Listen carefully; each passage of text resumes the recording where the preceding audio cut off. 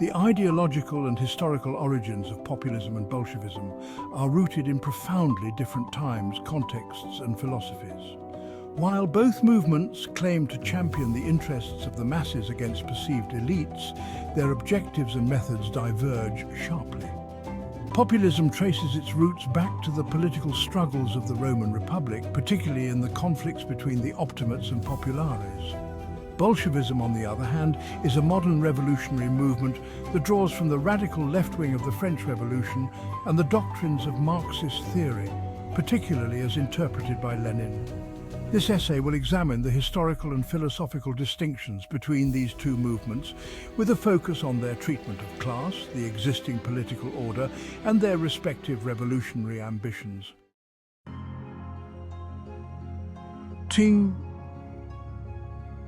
Populism, a system of class balance rooted in Roman politics.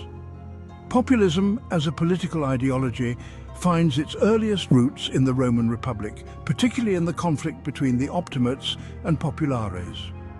The optimates were the aristocratic faction that believed in maintaining the privileges and power structures of the Roman Senate, while the populares positioned themselves as advocates for the common people, the plebs, through more direct appeals to popular assemblies. Although populares politicians such as the Gracchi brothers sought to address socio-economic grievances and redistribute land, they never challenged the legitimacy of the class system itself. Instead, they believed that the aristocracy, or optimates, should serve the interests of the people more effectively. The populist view is characterized by a belief in class distinction, but emphasizes the necessity of making the ruling elite more responsive to the needs of the masses. The system itself, whether aristocratic or democratic, is not seen as inherently flawed.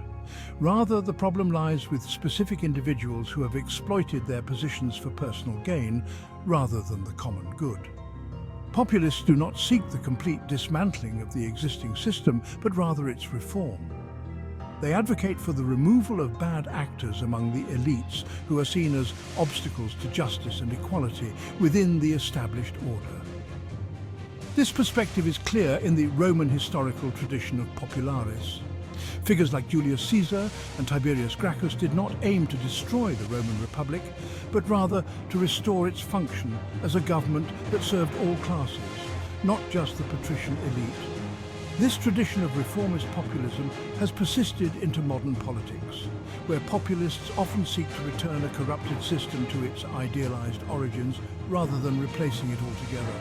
They advocate for leaders who will protect and serve the people, while still maintaining a structured, hierarchical society. Bolshevism, revolutionary transformation and class abolition.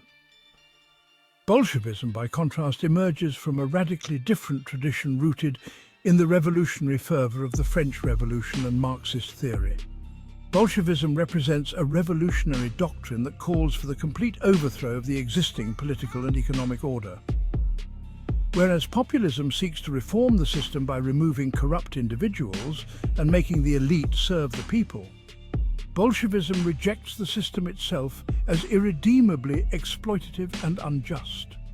The ideological roots of Bolshevism can be traced back to the left wing of the French Revolution, particularly the Jacobin leadership of Maximilien Robespierre. The Jacobins, who were a radical faction within the broader revolutionary movement, sought not merely to reform French society, but to tear down the structures of the Ancien Regime entirely, including monarchy, aristocracy, and feudal privileges. Robespierre's reign of terror was aimed at purging enemies of the revolution, but it was also a method of imposing a new social and political order founded on radical egalitarianism and revolutionary virtue. Lenin, the architect of Bolshevism, drew extensively from the revolutionary legacy of Robespierre and the Jacobins. He famously remarked that the French Revolution had not gone far enough in its destruction of the old order, suggesting that it lacked the necessary level of violence and thoroughness to create a new society. For Lenin, and later for the Bolsheviks, class struggle was the central driving force of history, and the proletariat could only achieve liberation by completely dismantling the structures of capitalism and the bourgeois state. The Bolshevik Revolution in Russia in 1917 aimed to achieve precisely this goal, replacing the Tsarist regime with a dictatorship of the proletariat and initiating a process of class abolition. In contrast to populism, Bolshevism does not believe that the ruling elites can be reformed to serve the people. Instead, it views the ruling class as inherently antagonistic to the working masses.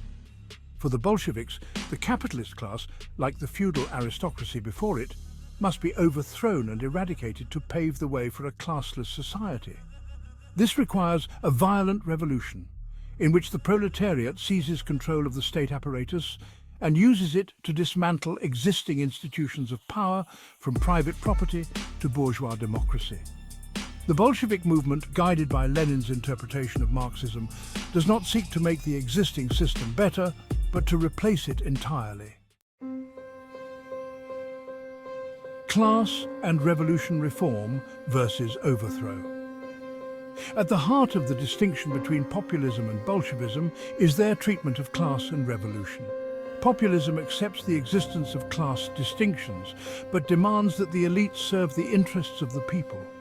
In this sense, populism is more conservative in its aims, as it seeks to preserve the social order while making it more responsive to the needs of the masses. The underlying assumption is that the system can be made just by removing corrupt elements and empowering leaders who will uphold the interests of the people. Bolshevism, on the other hand, views the very existence of classes as the root cause of social inequality and oppression. For Bolsheviks, class struggle is inevitable and cannot be resolved through reform. The ruling class, whether aristocratic or bourgeois, must be overthrown and replaced by the proletariat, who will abolish class distinctions altogether.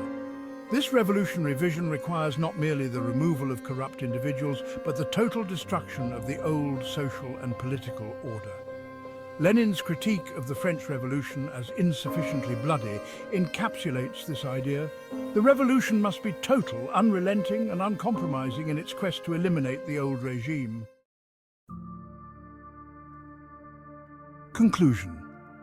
While both populism and Bolshevism emerge as responses to the plight of the masses, their historical and ideological roots place them in sharply contrasting categories. Populism, with its origins in the Roman populares and its belief in a system that can be reformed, represents a moderate approach that accepts the existence of classes but demands a more just distribution of power and wealth. Bolshevism, rooted in the radical legacy of the French Revolution and Marxist theory, rejects any compromise with the ruling class and seeks a complete revolution that abolishes the class system altogether. These fundamental differences underscore the divergent paths these movements take in their attempts to address social inequality and political injustice.